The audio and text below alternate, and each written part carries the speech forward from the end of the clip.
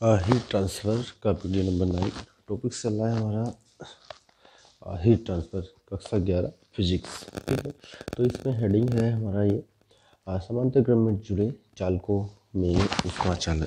इससे पहले जो आर्टिकल किया था वो था श्रेणी क्रम में जुड़े चालकों में ऊष्मा चालन। इसी प्रकार समांतर क्रम का है, तो श्रेणी में दोनों एक साथ कंबाइंड थे, ऊष्मा प्रवाह समान हो रहा था। इसमें अलग अलग है, एक ऊपर रखा और एक नीचे रखा, एक चालक ऊपर है और एक नीचे है, तो ये होंगे समांतर क्रम में। इसमें ऊष्मा प्रवाह की तरह अलग अलग होंगी, एक में H1, इसमें सिरों के ताप θ1, इसका θ2, इसका क्षेत्रफल A1, इसका A2, इसका A1 है तो इसका भी A1 होगा, इस रेखा भी, यहाँ A2 है तो यहाँ भी A2। ऊष्मा चालकता गुणांक इसमें K1 है, इसमें K2 है। लंबाई बराबर मानी गई है। ठीक है, दो बराबर छड़ें ले ली हैं जिनकी लंबाई L है। ठीक है, तो इसकी लैंग्वेज यहाँ से फिगर से बना सकते हैं। माना तो दो चालक छड़ें जिनकी लंबाई L है, समांतर क्रम में रखी हैं, उनके सिरों के क्षेत्रफल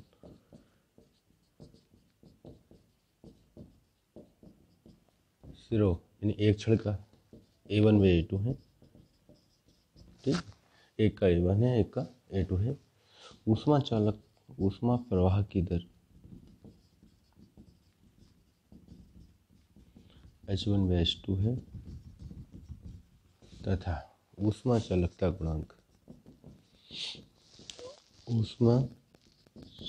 गुणांक K1 व K2 है और सिरों के ताप θ1 व θ2 है। H1 ऊष्मा प्रवाह की दर पहले चालक में H1 बराबर K1 है θ1 माइनस का θ2 अपॉन L।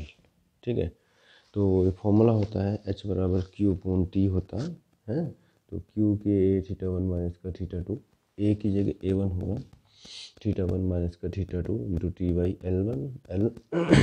ठीक है, तो T से T कैंसिल हो गया होगा, तो ये फॉर्मूला बन गया है K1 A1 θ1 माइनस का θ2 अपॉन L। ये हो गया H।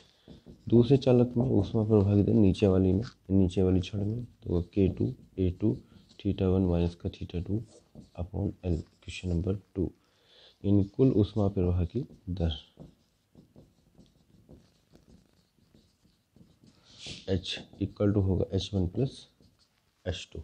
ठीक है, यानी कि टोटल अगर हमें दर निकालनी है तो वो जुड़ जाएगा, H इक्वल टू हो जाएगा यहाँ पे हमारा H1 प्लस H2।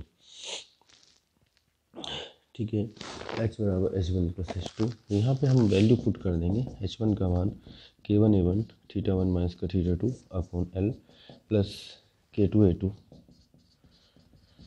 θ1 माइनस का θ2 अपॉन L। यहाँ पे कुछ कॉमन आ जाएगा, H इक्वल टू θ1 माइनस का θ2 upon L K1 A1 plus K2 A2।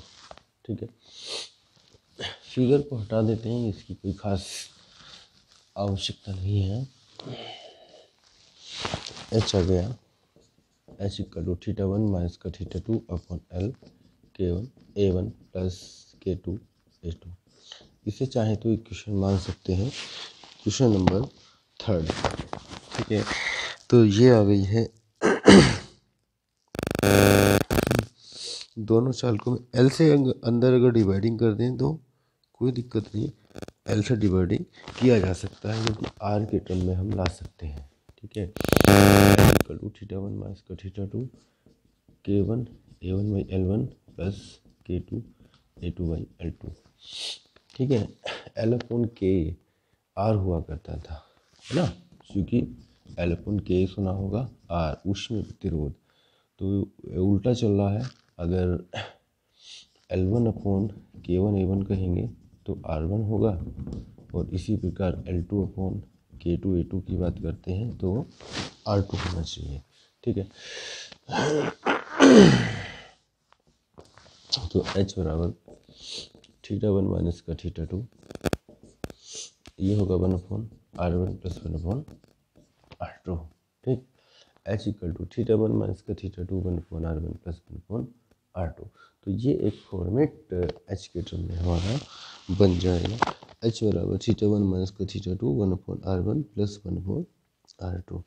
चूँकि H बराबर होता है, चूँकि H बराबर θ1 माइनस का θ2 अपॉन R, अगर संपूर्ण चालक के लिए ऊष्मा प्रतिरोध R है तो ठीक, तो H का मान अगर हम यहाँ पे पुट कर देते हैं तो एक रिलेशंस यहाँ पे फाइंडिंग हो जाएगा हमारा।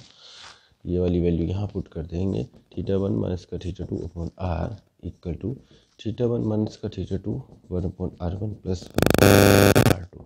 तो θ1 माइनस θ2 से cancel equal to 1/r1 plus 1/r2। ये था समांतर क्रम में ऊष्मीय प्रतिरोध 1/r equal to 1/r1 plus 1/r2। बहुत ज़्यादा अगर सोल्विंग करना चाहें तो ये हो जाएगा r1 प्लस r2, यानी कि 1/r equal to r1 plus r2 upon r1 r2, and r equal to r1 r2 upon r1 plus r2। ठीक है, ये वेक्टर है समांतर क्रम में 1/r 1/r2 आया था। उसी प्रकार श्रेणी क्रम में इससे पहले हमने किया था r equal to r1 plus r2 आया था।